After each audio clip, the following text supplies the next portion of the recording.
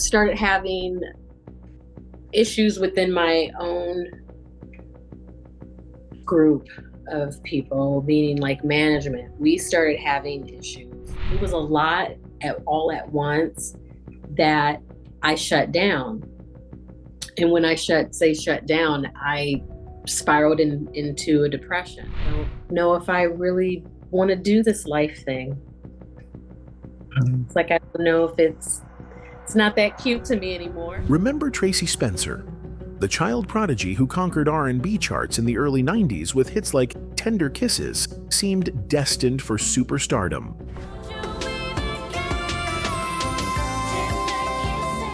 But the music industry had other plans for the 11-year-old from Iowa. When Tracie finally spoke about her industry experience, she revealed years of exploitation and control. Things just got to a point where I literally wasn't having fun anymore. Because then the label got out of black music. They're like, oh, guess what, guys? No more black music department. What happened behind closed doors at Capitol Records explains why one of R&B's brightest stars simply disappeared. So, let's get into it. Tracie Monique Spencer wasn't just born to sing. She was born into a family where music wasn't just a career, it was a calling that ran through generations like a river of melody and rhythm. Born on July 12, 1976, in Waterloo, Iowa, to Teresa Williams and Marvin E. Spencer Sr., Tracie inherited a musical legacy that would both elevate her to extraordinary heights and eventually become the very thing she needed to escape from. Her father, Marvin Spencer Sr., was no ordinary parent pushing their child toward fame. He was a seasoned musician who had performed as one of the original members of the Cavaliers, a group of balladeers who had opened for the legendary Jackie Wilson. This wasn't a family dreaming of stardom from the outside. They were already living within music's inner circle, understanding both its magic and its merciless demands. From the moment Tracie could form words, she was singing. My dad were to tell it, he would say it was natural, because he said right away when he started to hear me sing around the house, he was like, yeah, she can sing. At just 3 years old, her voice carried a maturity that defied her tiny frame. By age 5, she was competing in beauty pageants. Her natural charisma and vocal ability making her stand out among children twice her age. But this wasn't the typical stage parent scenario. The Spencer family understood the industry's realities in ways most families could never comprehend. Her mother, Teresa, brought a different kind of strength to the family dynamic. Of Creole and Native American descent, she worked as a nurse for over 4 decades, eventually specializing in emergency room care at Allen Memorial Hospital.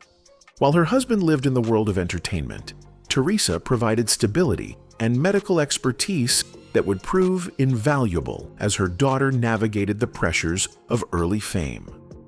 The Spencer household wasn't just musically inclined, it was musically sophisticated. Tracie grew up surrounded by siblings who understood rhythm and melody as naturally as breathing. Her brothers, Marvin Jr. and Marty, along with sister Tricia, created an environment where music wasn't performed, it was lived. This immersion gave Tracie an understanding of musical craft that went far beyond what most child performers could comprehend. By age 10, Tracie wasn't just singing, she was producing and directing her own music videos, displaying a creative vision that impressed industry professionals who had worked with artists for decades. And I ended up doing like weddings when I was 8, 9 years old. Wow. It was hilarious. Yeah, he was just all of a sudden like promoting me through the town. This wasn't a child being pushed into performances she didn't understand. This was a young artist who had absorbed musical knowledge with the intensity of someone born to the craft. When the family decided to pursue opportunities in the national spotlight, they weren't naive about what lay ahead. They understood the industry's demands, its politics, and its potential dangers. Marvin Sr.'s experience with the Cavaliers meant he knew how quickly dreams could turn into nightmares, how easily artistic vision could be corrupted by commercial pressures. The decision to put Tracie forward for Star Search in 1987 wasn't made lightly. The family knew that winning would change everything, not just for Tracie, but for all of them. They understood that success would mean leaving behind the relative safety of their Iowa life for the unpredictable world of major label contracts and national attention. Look at you, my eyes, take me to the ground above. What they couldn't have anticipated was how the industry would change in the years following Tracie's initial success. The music business of the late 1980s was already a complex machine, but by the 1990s, it was becoming increasingly corporate, increasingly disconnected from the artistic impulses that had drawn families like the Spencers to music in the first place. The Spencer family's musical heritage also connected them to broader cultural currents they might not have fully understood at the time.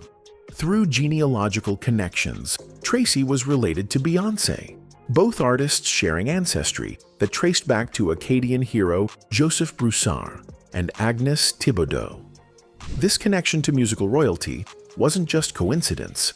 It represented generations of families who had turned to music as both expression and survival.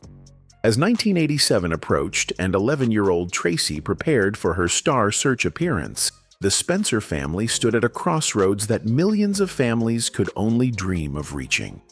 They had the talent, the connections, and the understanding necessary to navigate the music industry. What they couldn't have known was that all the preparation in the world couldn't shield a young artist from the psychological toll of growing up in public, of having your artistic development scrutinized by millions of strangers, of being treated as a product rather than a person. The stage was set for both triumph and tragedy, though at the time, only the triumph seemed possible. The Star Search stage in 1987 was where dreams either came true or died under bright lights and national television scrutiny. For 11-year-old Tracie Spencer, stepping onto that stage represented not just personal ambition, but the culmination of years of family preparation and generational musical knowledge. What happened next would change her life forever, setting in motion a chain of events that would lead to both incredible success and devastating personal cost. When Tracie opened her mouth to sing on Star Search, something magical happened that even seasoned industry professionals couldn't fully explain. Her voice carried the weight of experience that seemed impossible for someone who had barely entered adolescence. She performed Whitney Houston songs with an emotional depth that suggested she understood heartbreak, triumph, and artistic struggle in ways that defied her age. The junior vocalist competition wasn't just won by Tracie. It was dominated by her in a way that made it clear this wasn't typical child performer territory. She wasn't cute or precocious in the way that usually charmed television audiences. Instead, she was genuinely artistic, displaying vocal control and interpretive ability that many adult singers spent years trying to develop.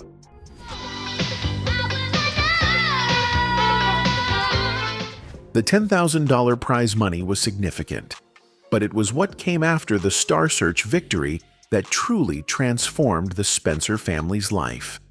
Talent scouts and record label executives who had been watching the show recognized immediately that they were witnessing something extraordinary. Within months of her Star Search appearance, Tracie was fielding interest from multiple major labels, each promising to nurture her talent and guide her toward superstardom. Capitol Records emerged as the winner in the bidding war, offering Tracie a recording contract that made her the youngest female artist ever signed to the prestigious label. This wasn't just a symbolic achievement. Capitol had a rich history of developing legendary artists, from Frank Sinatra to the Beatles. Being signed to Capitol meant joining a musical legacy that stretched back decades and included some of the most important artists in popular music history. The contract signing was both celebration and transformation for the Spencer family. Suddenly, their Iowa life was being restructured around recording sessions, promotional appearances, and the complex logistics of launching a major label recording career. Tracie's education had to be reorganized around studio time. Family routines were adjusted to accommodate the demands of a music industry that operated on schedules most families never had to consider. But the initial excitement masked some troubling realities that were already beginning to emerge. The music industry of the late 1980s was undergoing fundamental changes that would make it increasingly difficult for artists to maintain control over their creative vision. Corporate consolidation meant that decisions about artistic direction were being made by executives who understood market research better than musical intuition. So it was like a big transition for me. And for Tracie, this meant that her natural artistic instincts were immediately filtered through layers of market analysis and demographic targeting.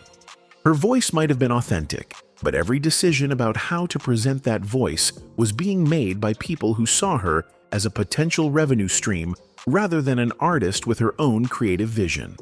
The recording of her debut album, Tracie Spencer, revealed both her extraordinary talent and the industry pressures that would eventually become unbearable.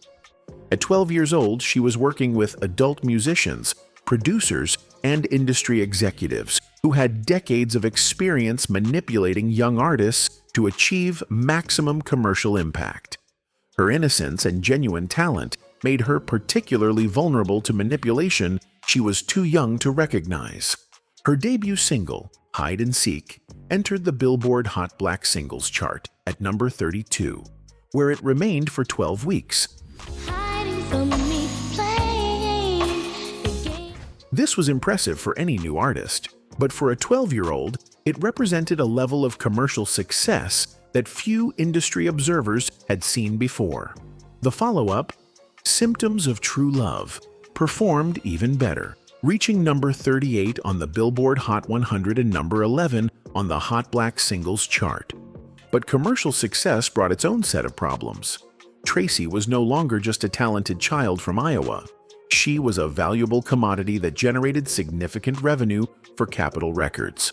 This transformation from person to product would have psychological implications that wouldn't become fully apparent until years later, when the accumulated pressure of being treated as a business asset rather than a human being would drive her away from the industry entirely. By 1990, Tracie Spencer had transformed from a Star Search winner into a legitimate R&B phenomenon, whose voice was captivating audiences across multiple demographics. The release of her sophomore album, Make the Difference, marked not just her artistic evolution, but the moment when the full weight of entertainment industry pressure began to reveal its devastating effects on a teenage girl who was still trying to understand her own identity. This House became her breakthrough pop crossover hit, reaching number 3 on the Billboard Hot 100 and proving that Tracie could compete with adult artists on the most competitive music charts in the world.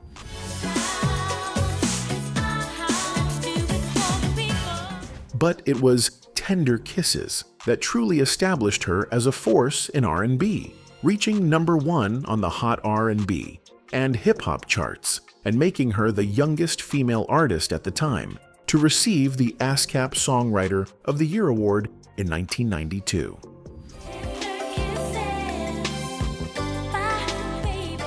The success of Tender Kisses brought opportunities that most artists could only dream of, including a memorable appearance on the hit ABC sitcom Family Matters, where she performed the song for Eddie Winslow. The performance became iconic, introducing her to an even broader audience and cementing her status as a teenage sensation whose appeal crossed racial and generational lines. But behind the chart-topping success, Tracie was struggling with pressures that no teenager should have to navigate alone.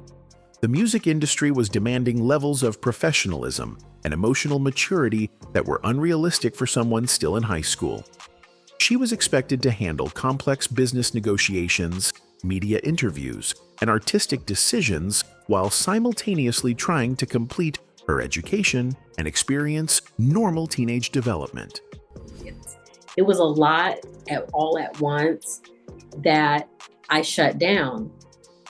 And when I shut down, I spiraled into a depression. The contradiction between her public success and private struggles was becoming increasingly difficult to manage. While Tender Kisses was being celebrated as a mature, sophisticated piece of artistry, its creator was still a teenager, dealing with the same identity questions and emotional challenges that affect all young people. Except she had to work through these issues while being scrutinized by millions of strangers. Family support, which had been crucial during her early career development, was becoming more complicated as Tracie grew older. Her father's health issues meant he couldn't travel on tour as frequently, leaving her without the family guidance that had provided stability during her initial rise to fame. At 21, she was legally an adult but still emotionally dependent on family structures that the demands of her career were making increasingly difficult to maintain. The recording industry itself was changing in ways that made artistic authenticity more challenging to preserve. Market research was becoming more sophisticated, meaning that every aspect of an artist's presentation was being analyzed and optimized for maximum commercial appeal. For someone like Tracie, whose natural talent had been her greatest asset, this increasing emphasis on manufactured image over authentic expression was deeply troubling. Additional singles from Make the Difference, including Love Me and This Time Make It Funky, both charted successfully on the top 100 and Hot R&B charts, proving that her success wasn't just a one-hit phenomenon. But commercial success was beginning to feel less like artistic achievement and more like pressure to repeat formulas that had worked in the past. It was like a big transition for me. And then you also have you meet a lot of interesting people who want to take advantage of you in the industry as a female. Now they're like, oh, her dad's not around or her brother's not around. The touring demands that accompanied her success were particularly challenging for someone still in her teens. While adult artists could develop coping mechanisms for the stress of constant travel, promotional appearances, and performance pressure, Tracie was still learning how to handle these stresses while maintaining her emotional and psychological health. Industry executives, impressed by her mature vocal ability, were making decisions about her career trajectory that assumed she possessed the emotional resilience of an adult performer. This disconnect between her artistic maturity and her emotional development created a dangerous dynamic where she was being pushed beyond her psychological limits without anyone recognizing the warning signs. By 1993, after the success of her sophomore effort, Tracie had initially planned on releasing a third album, titled Naturel. She had completed the recording, working with producers and musicians who understood her artistic vision and seemed committed to preserving the authenticity that had made her successful. The album represented her growth as both an artist and a person, incorporating more complex themes and sophisticated musical arrangements. But Naturel would never see commercial release, becoming the first clear indication that something was seriously wrong behind the scenes of what appeared to be a thriving career. The year 1993 should have marked Tracie Spencer's artistic coming of age, the moment when her natural talent and years of industry experience coalesced into a mature artistic statement that would establish her as one of R&B's most important voices. Instead, it became the beginning of a betrayal so devastating that it would drive her away from the music industry for nearly 2 decades. It was like a big transition for me. And then you also have you meet a lot of interesting people who want to take advantage of you in the industry as a female. Now they're like, oh, her dad's not around? Naturel represented everything Tracie had learned about music, artistry, and personal expression during her years in the recording industry. She had worked with producers who understood her vision, crafted songs that reflected her growth as both an artist and a young woman, and created what many who heard it considered her most sophisticated and authentic work. The album was complete, mastered, and ready for release when Capitol Records made a decision that would shatter her faith in the industry she had devoted her life to serving. For reasons that were never adequately explained to Tracie or her family, Capitol Records decided to shelve Naturel completely. The album that should have been her artistic breakthrough was relegated to a limited, non-promotional cassette release, effectively ending its commercial potential and signaling to the industry that Capitol had lost faith in their formerly promising young artist. The official explanation focused on disappointing sales figures from her previous releases, particularly poor album sales despite strong single performance. But this reasoning revealed the industry's fundamental misunderstanding of artistry versus commerce. Tracie's singles had been successful precisely because they represented authentic artistic expression, but the industry was increasingly focused on manufacturing entire albums that could generate massive sales rather than nurturing artists who created memorable individual songs.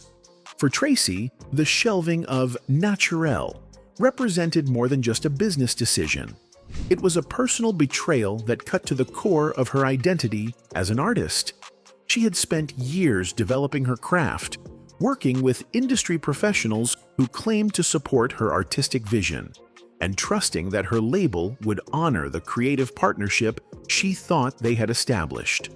The decision to abandon Naturel revealed that these relationships had been largely illusory, based more on commercial potential than genuine artistic collaboration. During this period, Tracie was beginning to understand that her natural talent and artistic integrity were actually working against her in an industry that was increasingly focused on manufactured personas and market-tested content. Her authenticity, which had been her greatest strength as a young artist, was becoming a liability in a system that prioritized predictable commercial outcomes over genuine artistic expression. I don't know if I really want to do this life thing. It's like I don't know if it's not that cute to me anymore. The emotional toll of these realizations was compounded by the isolation she felt within the industry. Unlike adult artists who might have developed support networks and coping mechanisms, Tracie was still young enough to feel personally responsible for the commercial disappointments, even though they were largely the result of industry dynamics beyond her control.